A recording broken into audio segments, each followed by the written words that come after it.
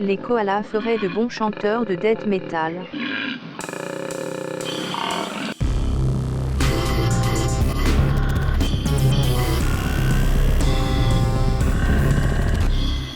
Le cri du koala est 20 fois trop grave pour sa taille. Il existe une règle assez simple et qui s'applique au mâle. Plus on chante grave et fort, plus on repousse les concurrents et plus on est choisi par les femelles.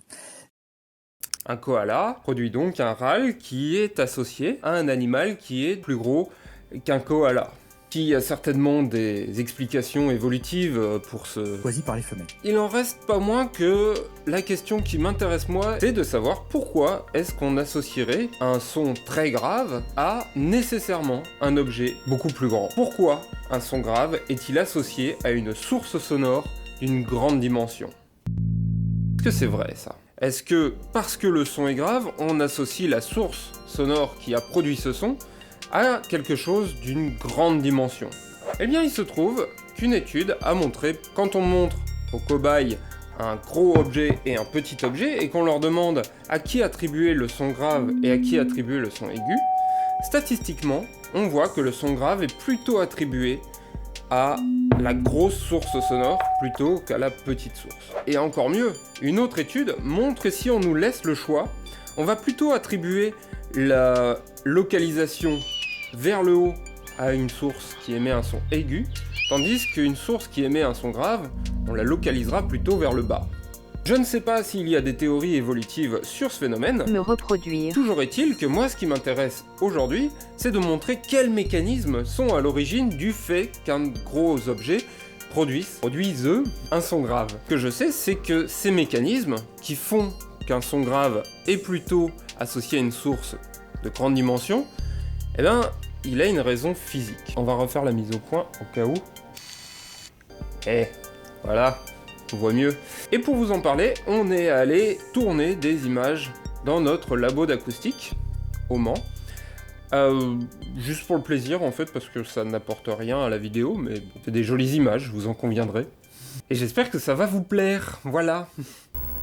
Comment fait-on pour comprendre quel objet fait du bruit ?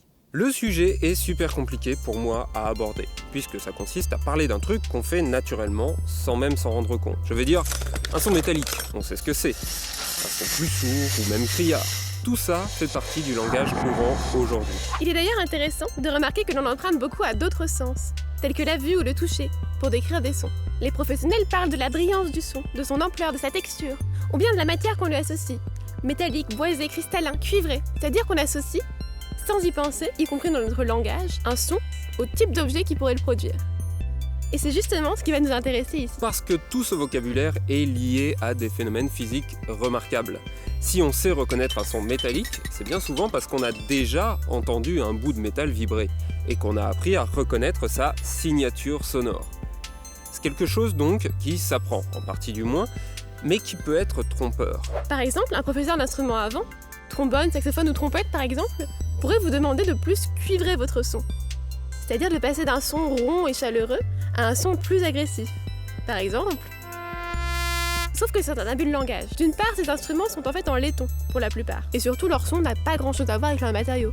En témoignent ces trombones en plastique qu'on trouve sur le marché et qui font un travail remarquable pour leur temps.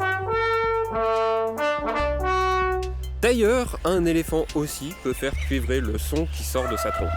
Et sa trompe n'est pas en cuivre, ni en laiton. Mais je vais mettre ça de côté pour le moment, parce que ce qui nous intéresse dans un premier temps, c'est de savoir comment nos oreilles arrivent à tirer des conclusions sur ce qui est en train de vibrer. Par exemple, voici un son d'une lame de glockenspiel. Et maintenant, la même note, mais sur un xylophone. Voilà, alors au passage, vous connaissez maintenant la différence entre un glockenspiel et un xylophone. Le glockenspiel est constitué de lames en métal, tandis que le xylophone est fait avec des lames en bois. Xylo, le bois en grec. Ce qu'on remarque, c'est que les deux notes n'ont pas la même signature sonore, alors même que ce sont deux fois les mêmes notes.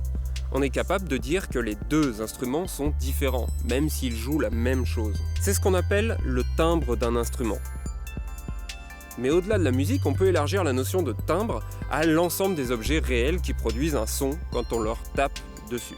Vos oreilles, même si elles ne sont pas toujours entraînées, savent reconnaître 2 signatures sonores différentes. Et parfois, selon votre entraînement, elles peuvent même savoir si on a tapé fort dessus, ou si l'objet est grand, petit, ou encore bien sûr s'il s'agit d'un objet métallique ou en bois, par exemple. J'ai ici un objet qui fait du bruit. Si on fait la démonstration en tapant de plus en plus fort, on a toujours la même note. Quand je parle près du verre, le verre se met à chanter. Et il a une note.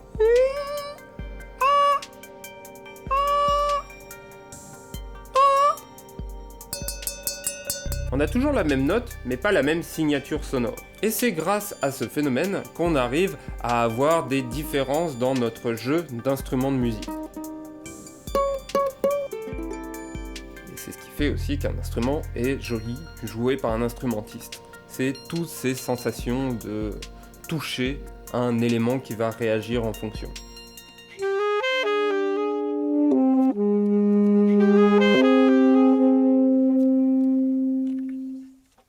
Chaque objet a une forme, une taille et une matière qui lui sont propres.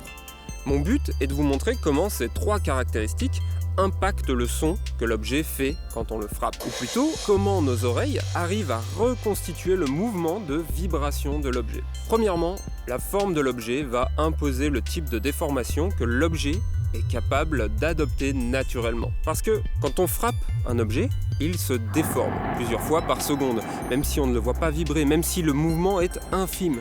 Il suffit quand même à faire vibrer l'air autour de lui et transmettre un son à nos oreilles. Mais l'objet ne peut pas se déformer de n'importe quelle manière.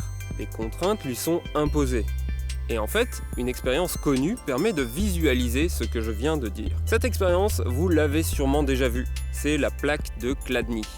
La plaque de Chladni consiste en fait à faire vibrer une plaque à différentes vitesses et à trouver ses fréquences sensibles. C'est ce qu'on appelle un mode de vibration. Un mode de vibration, c'est quand la plaque se déforme toujours de la même manière quand elle vibre. Et c'est pour ça que les grains de sable s'accumulent à un endroit particulier, parce que l'onde est piégée à l'intérieur de la plaque et ce sont toujours les mêmes endroits qui vibrent, et qui repoussent le sable vers les endroits qui ne vibrent jamais. Cela nous permet de visualiser le mode de déformation de la plaque. Et quand on frappe une plaque, sans rien lui imposer, elle choisira de vibrer avec la déformation la plus simple à adopter pour elle. Chaque objet a ses modes propres de vibration. Chaque objet, peu importe sa géométrie, sa taille, sa matière, possède des déformations qui lui sont plus simples à adopter. Et comme à chaque déformation correspond une fréquence, chaque objet produit tout un tas de fréquences en même temps quand on le frappe. Vous êtes capable d'entendre la forme d'un objet grâce à ça. Alors attention, je ne dis pas que vous savez reconnaître à l'avance la forme exacte d'un objet inconnu. Je veux plutôt dire que si j'émets une note avec une plaque ronde, elle ne fera pas le même son que si la plaque est rectangulaire. Et votre cerveau tire des conclusions à partir de ces reconnaissances. En fait, les modes d'un objet vont dépendre de sa géométrie. Mais la fréquence reliée à ce mode, la note qu'on va entendre donc, est reliée à la dimension de l'objet, à sa taille en fait. Pour faire vibrer une petite plaque, il faut la faire vibrer très rapidement. Tandis que pour une grande plaque, le même mode, c'est-à-dire la même forme de déformation, sera obtenu en vibrant beaucoup plus lentement. Et ça a des répercussions dans nos conclusions. Ok, pardon. C'est pas si trivial que ça. Il se trouve que à l'intérieur d'une structure solide, on aura beau avoir la même forme, c'est-à-dire la même forme d'objet, la même géométrie d'objet, si on en change les dimensions, la note émise va être plus grave. Le truc, c'est que si la vibration est plus grave, c'est-à-dire que la vibration est plus lente, elle fait moins d'allers-retours par seconde. Et donc les particules se déplacent moins vite. Les particules à l'intérieur de la structure ne vont pas produire le même échauffement entre elles si elles vont plus ou moins vite. C'est ce qu'on appelle l'amortissement modal. En fait, à chaque mode de vibration est associée une dissipation calorifique. En fait, c'est ce qui se passe quand on chauffe un matériau en le bougeant. Eh bien, il se passe exactement la même chose. Quand on va vibrer vite, on va avoir un très fort échauffement, tandis qu'une vibration lente, eh bien, elle va produire un échauffement, mais qui sera moindre. Et donc, en changeant les dimensions de la plaque, et en changeant le matériau de la plaque, c'est-à-dire est-ce que le matériau est plutôt mou ou plutôt dur, on va changer l'amortissement modal. Et donc même si on garde l'exacte même géométrie, on risque d'avoir une signature sonore différente pour les deux plaques. Et c'est pour ça que même si on gardait la même géométrie avec une plaque ou une source plus ou moins grande, l'amortissement modal fera que nous n'aurons de toute façon pas le même son.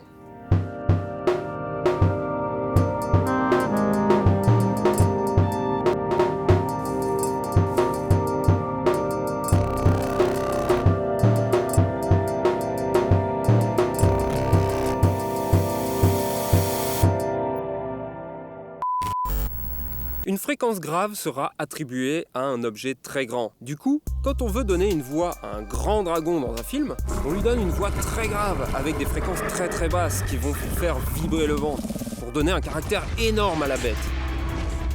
A contrario, un son aigu donne l'idée d'un objet petit, pas très imposant et donc pas très dangereux. C'est toujours pareil en fait. Les questions auxquelles notre cerveau est entraîné à répondre, c'est est-ce que c'est gros? Est-ce que ça vient vers moi?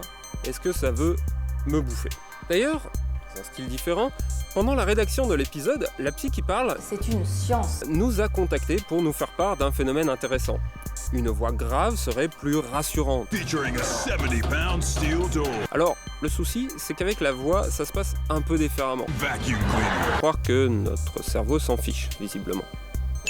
Et ça fera probablement l'objet d'un futur épisode que tu n'as pas envie de rater et que tu ne manqueras pas puisque tu t'affaires déjà à t'abonner et à cliquer sur la cloche qui t'avertira des trop rares vidéos que nous postons sur la chaîne.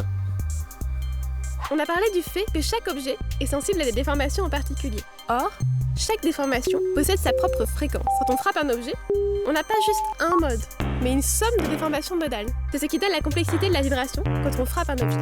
Du coup, il ressort qu'un objet, quand on le frappe, vibre selon plusieurs modes en même temps. Et donc, il émet plusieurs fréquences en même temps. C'est ce qui fait une partie du timbre d'un objet. Les différents modes de vibration de l'objet vont lui faire émettre un ensemble de fréquences qui lui sont propres et qui changent même en fonction de comment on tape sur l'objet. Parce que quand on tape sur un objet, on favorise forcément une manière de vibrer. Et donc, on favorise certaines fréquences plutôt que d'autres.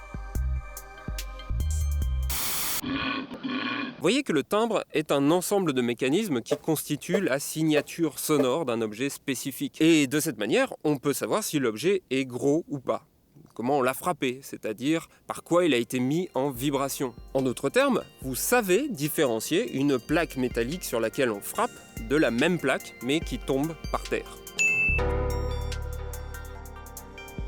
Mais ces notions modales ne suffisent pas à l'identification d'un son. On a également besoin de savoir comment est-ce qu'elles évoluent dans le temps. Quand est-ce que telle ou telle fréquence apparaît dans notre son? Avec quelle ampleur?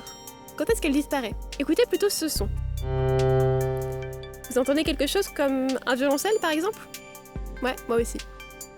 Et pourtant c'est simplement un son de piano, dans lequel j'ai coupé les premières millisecondes. Le voici en entier. L'évolution de la signature sonore dans le temps fait elle-même partie de la signature sonore d'un objet. Voilà comment nos oreilles savent différencier des sources sonores à partir des connaissances de base et de nos habitudes. Mais du coup, ça soulève une nouvelle question qu'on pourrait se poser. Si chaque objet produit un son ayant sa propre signature sonore, une note plus ou moins reconnaissable, un timbre, une évolution dans le temps, qu'est-ce qui différencie cette bouteille d'un instrument de musique? Et bien de plus en plus, la frontière se floute. Voici Hear My Shape.